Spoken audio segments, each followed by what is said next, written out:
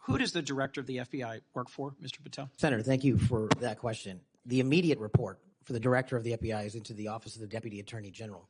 Then that report is taken into the Office of the Attorney General and ultimately the White House and the chain of command. So the FBI works for the White House? No, the FBI is a member of the Department of Justice and has been the longstanding application. And who does the Department of Justice work for? They're in the executive branch, as all members do at the White House. President Trump's made clear in public statements he wants to use the FBI to persecute political adversaries.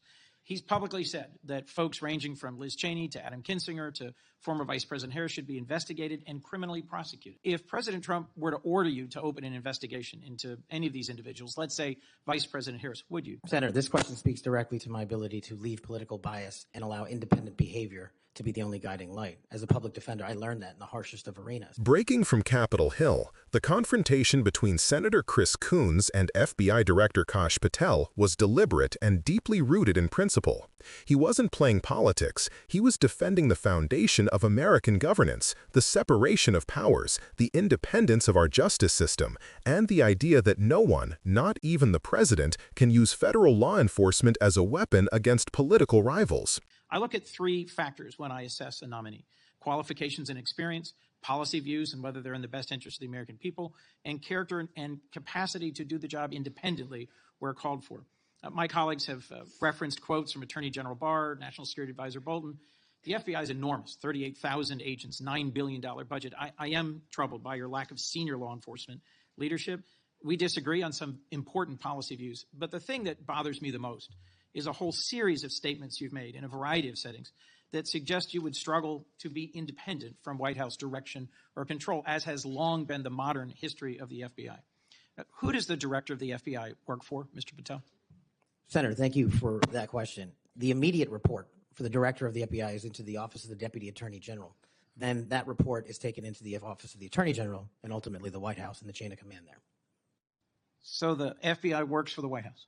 No, the FBI is a member of the Department of Justice and has been the longstanding application. And who does the Department of Justice work for? They're in the executive branch, as all members do at the White House.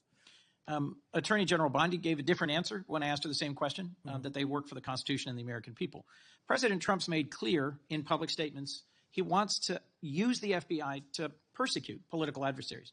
He's publicly said that folks ranging from Liz Cheney to Adam Kinzinger to former Vice President Harris should be investigated and criminally prosecuted. If President Trump were to order you to open an investigation into any of these individuals, let's say Vice President Harris, would you? Senator, this question speaks directly to my ability to leave political bias and allow independent behavior to be the only guiding light. As a public defender, I learned that in the harshest of arenas. And any law enforcement investigation, if I'm confirmed at the FBI, will only be launched on the following qualification: a factual, articulable, legal basis to do so. The president has said publicly that he will allow the FBI to remain independent, and I have said as much as well. So if FBI agents brought to you a factual, legal basis, predication, and you are about to refer it to a prosecutor, and you get a call from the White House saying, don't proceed, this is a major donor, this is someone close to the president, this is inappropriate, what would you do? Simple. I think you answered it partially in your question. The line agents, the brick agents who are trained to bring investigations on behalf of the FBI will make that decision-making process, and they will only have my full support so long as it upholds absolutely every value of the Constitution, and that's it. So your predecessor, I went back and looked, and I asked the same questions of Director Comey and Director Wray. Director Wray, quoting former Attorney General Bell, said you should be willing to resign if necessary over conduct if you're pressed to engage in it that's unethical, illegal, or unconstitutional. If pressed by the president, would you resign? Senator, my answer is simply I would never do anything unconstitutional or unlawful, and I never have in my 16 years of government service. Would you be willing to resign the post of FBI director if pressed and given no choice but to obey the order or resign? Senator, I will always obey the law. Does obeying the law require you to, as Attorney General Bell said, as FBI Director Wray said, refuse the order or resign? I'm not familiar with the extent of the law that you're referring to, but my answer is simple in my 16 years of government service. We will simply follow the law. And I've done that in Obama Justice Department, in Republican Justice Departments, in the Obama military, in Republican civilian capacity. I have never once wavered from my constitutional oath of office. Mr. Patel, your predecessors in this role have been clear that they would be willing to resign if forced or directed to do something unethical or illegal. I'll proceed. One of your past statements that's concerned me, it's both a post on Truth Social and something you said in a podcast, the Sean Morgan report, that your predecessor, Chris Wray, has broken the law. We need to prosecute him. The FBI should go after people like him. And the month before this, in July 2023, you said there should be a criminal referral for FBI Director Wray. If confirmed, are you going to follow through on these previous statements that Director Wray needs to be prosecuted? Senator, this reminds me of the conversation you and I had, which I greatly appreciated. There is enough violent crime in this country and enough national security threats to this country that the FBI is going to be busy going forward preventing 100,000 overdoses, 100,000 rapes, and 17,000 homicides. We agree that prosecuting violent crime should be the principal focus of the FBI. What I'm trying to get to, Mr. Patel, is a whole series of very troubling, to me and many other statements you've made about instead using it to pursue those who might be viewed as political opponents. And as I told you in your office, I have no interest, no desire, and will not, if confirmed, go backwards. There will be no politicization at the FBI. There will be no retributive actions taken by any FBI should I be confirmed as the FBI director. I told you that in your office, and I'll tell you that again today. Thank you for that statement. As the co-chair of the Law Enforcement Caucus with Senator Cornyn, one of the things I've worked hard on, and I hope to continue being able to work hard on with this administration, is partnership between federal, state, and local law enforcement to pursue violent crime.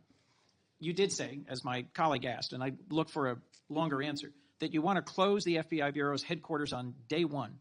How would shutting down the FBI headquarters impact its ability to prosecute violent crime and drug traffickers? How is that possibly a serious proposal, Mr. Thank you Patel? for bringing that up and allowing me to answer. It was to highlight the significantly greater point that I was actually making in that interview, which is well documented over and over again. 38,000 FBI employees, 7,500 FBI employees work in the Washington field office and Hoover building alone. If you increase that aperture just slightly to encompass the National Capital Region, that is 11,000 FBI employees work in the National Capital Region. A third of the workforce for the FBI works in Washington, D.C. I am fully committed to having that workforce go out into the interior of the country, where I live, west of the Mississippi, and work with sheriff's departments and local officers, and having one agent prevent one homicide, and having one agent in Washington prevent one rape. And I will do that over and over and over again because the American people deserve the resources, not in Washington, D.C., but in the rest of the country. And Mr. Patel, frankly, if that had been your statement, that would be something that would be defensible. It's the rest of it, saying you're going to turn it into a museum of the deep state, that causes repeated questions and concerns from people like myself. Thank you, Mr. Patel. Senator Coons and Kash Patel's routine confirmation hearing is a reflection of what's at stake for American democracy in 2025. It's about whether the nation's most powerful law enforcement agency, the FBI, will continue to serve the Constitution and the people or become a tool of political retribution under a future Trump administration. When Coons pressed Patel on whether he would open an FBI probe into Vice President Kamala Harris if Donald Trump demanded it, he was asking something far more significant than a hypothetical question. He was testing whether Patel believed in the same Constitution that every public servant swears to uphold. Would he obey the law or the president? Patel's answers, on the surface, sounded measured. He repeatedly emphasized following the law and remaining independent. But when Coons pushed further, asking if Patel would resign rather than carry out an unethical or illegal order, Patel's refusal to directly commit to that principle was telling. Because every FBI director before him, James Comey, Chris Wray, and even long-serving officials across administrations have all affirmed that the FBI's loyalty lies not with a president, but with the rule of law and the American people. That distinction isn't academic, it's existential for democracy. The reason Coons kept returning to this question is because Trump himself has made it clear and public that he wants the FBI used as a weapon against his political opponents. He's named names: Liz Cheney, Adam Kinzinger, even Kamala Harris. So, when a potential FBI director refuses to draw a clear line between presidential power and the independence of the Bureau, that's not just concerning, it's dangerous. Coons' questioning also highlighted something that often gets lost in the noise: the importance of experience and restraint in leadership. Patel's record, his time in partisan roles during the Trump administration, his public attacks on former FBI Director Chris Wray, and his inflammatory social media statements undercut the very notion of impartiality. When someone who has called for political prosecutions is nominated to lead the FBI, the Senate's job is not to rubber stamp, It's to scrutinize, challenge, and protect the guardrails of democracy. And when Patel spoke about closing the FBI headquarters and turning it into a museum of the deep state, Coons called him out. Not because the idea of decentralizing law enforcement is bad, but because that rhetoric feeds into conspiracy theories that erode trust in institutions. Democrats like Coons understand that reform should strengthen institutions, not delegitimize them. This hearing, then, wasn't just about Kash Patel. It was a window into the competing visions of America's future, one that believes in accountability, facts, and fair justice, and another that sees power as something to be weaponized. Senator Coons represented the former. He demonstrated what real oversight looks like. Not obstructionism, but constitutional responsibility. He reminded viewers that a president's power has limits and that public servants must be ready to defend the law even when it means standing up to the most powerful person in the country.